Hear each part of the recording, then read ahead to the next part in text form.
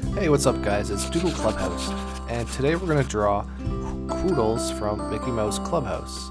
So we started with one big circle, and then we went and drew two little circles at the top, as well as the bow tie.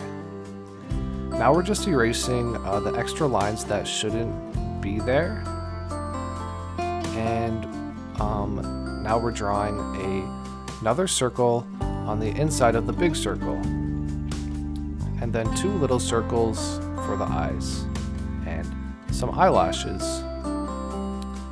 We added a little U shape at the bottom and two circles in the eyes for the pupils, and then two smaller circles for the cheeks. And this drawing just has a lot of circles in it, so it's a really fun drawing to do.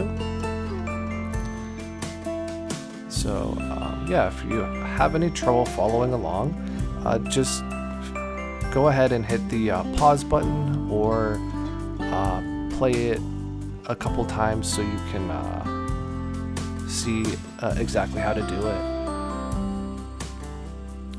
And now we're just coloring it in. A really fun part of the drawing, finally getting to color it in.